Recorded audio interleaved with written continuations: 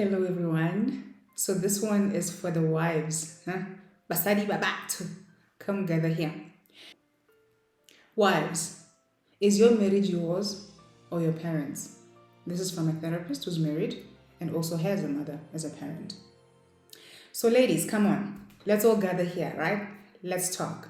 Not as enemies, not as critics, but as a therapist who wants to see your marriage thrive. Marriage is one of the most significant emotional bonds we form in life. Yet, too often, I see wives unknowingly allowing their parents to have a stronger grip on their marriage than their own husbands. And when that happens, it chips away at the very foundation of intimacy, trust, and partnership. So, this is your turn, ladies. We are very vocal, therefore, rendering us extremely quick to point out how his family is bad for your marriage. And don't get me wrong, we have every right to point out all the things or all the flaws from his side of the family. It, however, becomes a problem when we turn a blind eye to our own families fucking up our marriages. We struggle to grasp the fact that our parents are not perfect, but just as flawed humans as we all are. If you are a wife and you still think that your parents' words are the final word, then you were or are not ready to become a wife. You should still be playing with Barbie dolls, creating little stories that only make sense in your own fantasy world. You have to understand that marriage is not a game, nor is it a fantasy. It's reality, and you have to be a part of it in order to make it work. We are not perfect as wives. Hey, the nonsense that you bring to the therapy sessions made me realize how blindly we are navigating this marriage life thing. Most of us want to keep on listening to our parents' advices on our marriages, and I'm truly sorry I have to say this, but your mother never got married. Therefore, she never walked in those shoes, and her reasons for not ever getting married might be hatred for the male species. Every advice will be negative towards your husband. This is not all mothers, but the majority of them hold grudges against men or their husbands, and they want to actually instill pain in your marriage by doing what they wish they could do to their husbands to your husband. Your father's identity throughout your entire life is infidelity. You know your father for actually just playing around out there, but now he's an expert in your marriage. How so? Your mother has birthed 10 of you, for lack of a better example. And she knows very well that only 2 of you are the product of the guy that which you know as your father. This woman has no loyalty whatsoever. What advice can she possibly give you that will build something different from what she believes in? Your father and mother sleep in separate bedrooms at this present moment, or separate blankets, but they want to dictate how you should handle your marriage. Those are the type of parents that will tell you to leave your home and go back to their home just because your husband forgot to take out the chicken from the freezer. Your father cannot manage his finances, but is very loud on telling your husband how he should spend his. Your mother might have failed in controlling her husband, therefore will try and leave that fantasy through your marriage. Be woman enough, be grown enough to know that your parents are flawed, some even worse than we are. They do not know everything and they are not always right. Acknowledge and accept that your parents might still be acting their shoe size and not their actual age. I know a lot of you might be getting offended right about now. But go and watch my video named Our Parents Are Human Too. Link is in the caption. Let me give you an example that resonates with everyone who is in a relationship. My generation, actually, the millennials. Imagine the issues that you have in your relationship right now. How old is your partner? 90% of you have children. That's my statistic. You are still fucking up, so that simply means that even your parents are still fucking up because nobody has ever lived this moment before, not in this lifetime. They're still navigating the same way as you are. So if your parents can make their own mistakes, why can't you? Why would you want to live your life according to their terms? If you allow for that to happen, you are just continuing with the generational curse, and it will flow over to the next generation and the one after that, and so on and so forth. Break the chains. Make your marriage what you want it to be, together with your husband, not what society or your parents think is best for you. Anyway, let's dive into the topic of the day again. So imagine your husband is sitting across me in a therapy session. In my case, it would be virtually. I ask him how he feels in his marriage. He hesitates, looks down, and finally says, I feel like I'm just here. Like my opinions don't matter. It's always what her mom or dad thinks. I feel invisible. Do you know what it does to a person to feel invisible in their own marriage? It breeds loneliness, it creates emotional shutdown, and over time, it erodes love. Meaning, it's like sand, and there's a rain, and then there's a rain, it takes away the sand. That sand is the love he has for you. So you are allowing the rain, which is your parents, to erode the love he has for you, because when you stop respecting him or you make him feel belittled because you never listen to him. So there are consequences to this.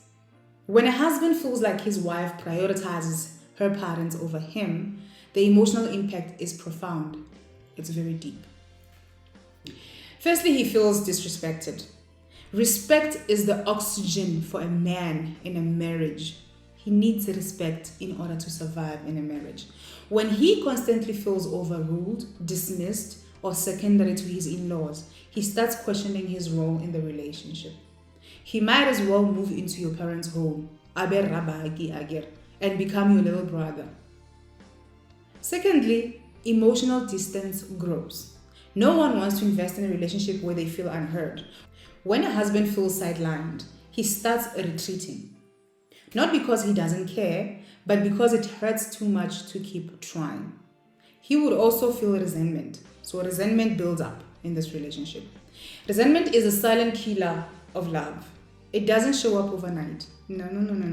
It builds brick by brick until one day the wall between you feels unbreakable. And once there is a wall between you and him, that's when a third party comes in, and then he feels like that third party is the 100% that he's looking for in the relationship, but it's only 20%. But he wouldn't know that just because you don't play your part as a wife.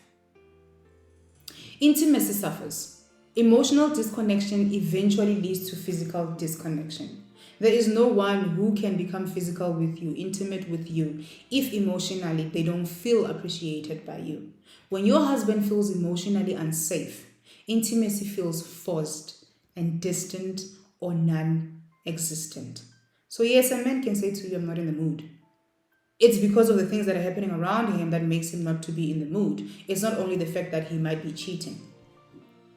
The marriage becomes a battlefield or wasteland, your marriage. Some men will fight for their place in their marriage, leading to ongoing tension and arguments. These arguments might end up leading to physical violence, which leads to GBV, gender-based violence. Others will shut down completely, choosing emotional survival over conflict. Either way, love is no longer the priority. Survival is. So it doesn't matter how much you think your husband loves you. It's not enough in this instance. Because to keep a marriage, to be in a happy marriage, it doesn't just take love, it takes more than that.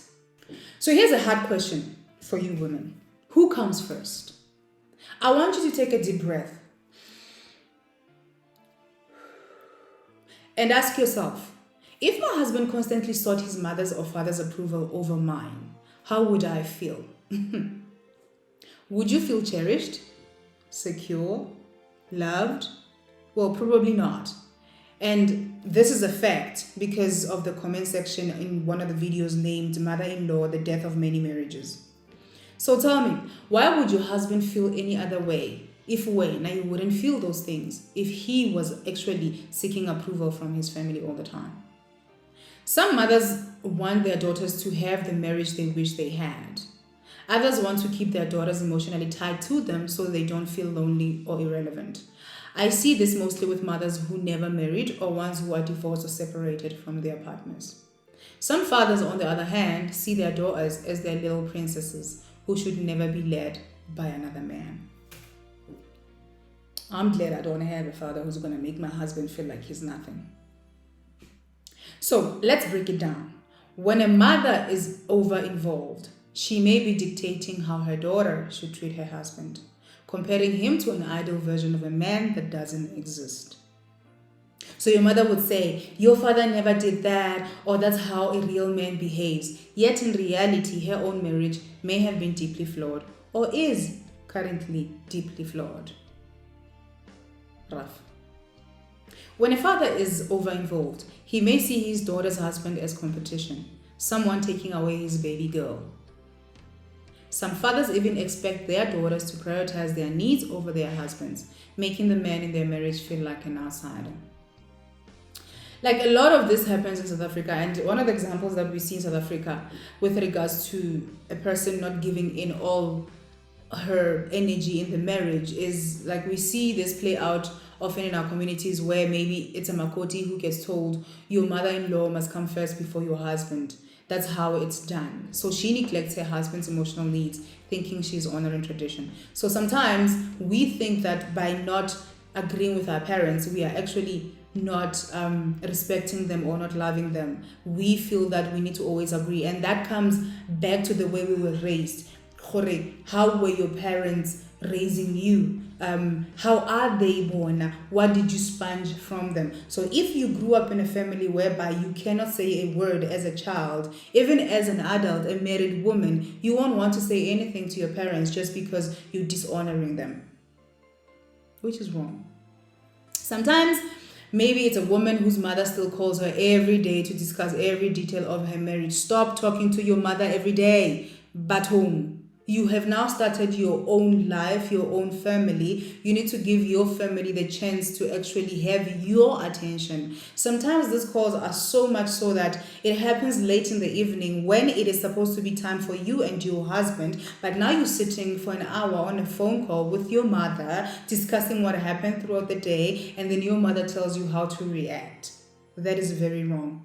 Know when to put your parents in their place. There should be time for you and your family, the family that you created, and there should be a time for your old family. But your old family should never take precedence over your new family. So do not neglect your husband because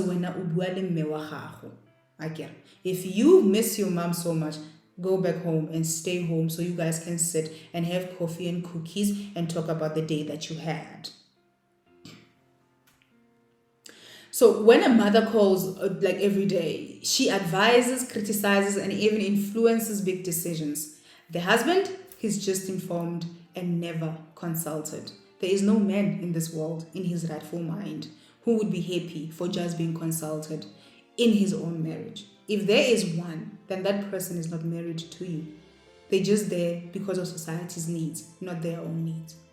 When a man knows why he got married, he wouldn't want to sit in the sideline and watch you and your mother control his marriage.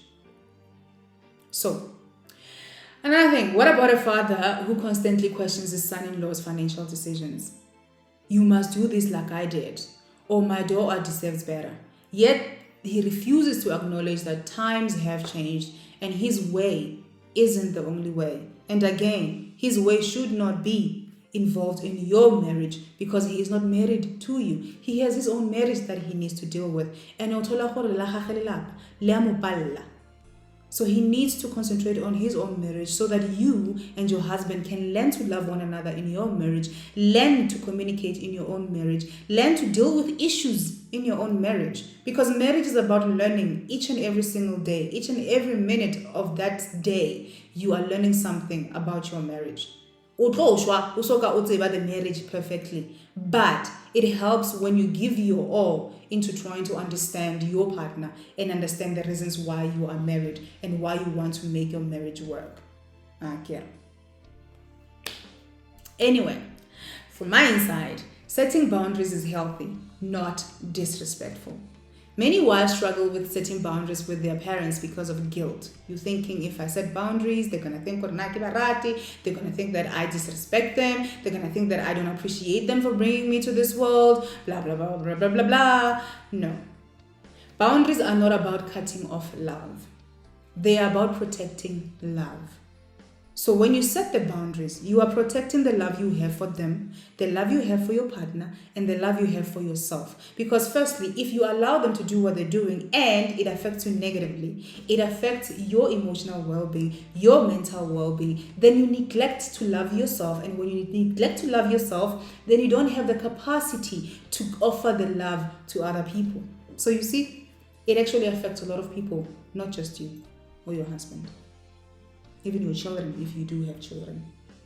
Your marriage is meant to be a sacred space where both partners are valued, heard, and prioritized. Both partners inside, Wena and your husband, not just you. You are not the only person who has feelings in the relationship. You are not the only person who can talk in the relationship.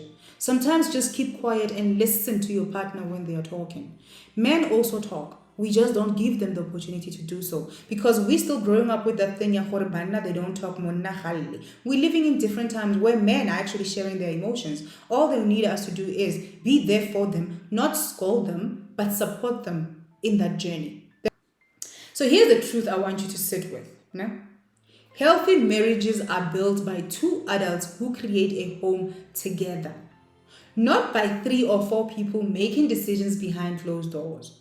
Marriage is not a company or an organization with shareholders and the majority of the shares are held by your parents. This is not Doge. Only if you will understand. The challenge. If this resonates with you, take a moment to reflect. Have an honest conversation with yourself. Then talk to your husband. Ask him how he feels. Listen. Truly listen, without defending or explaining. Because at the end of the day, your marriage should be a partnership, not an extension of your family of origin. Your husband chose you. Now ask yourself, do you choose him? Why did you get married, Mossad?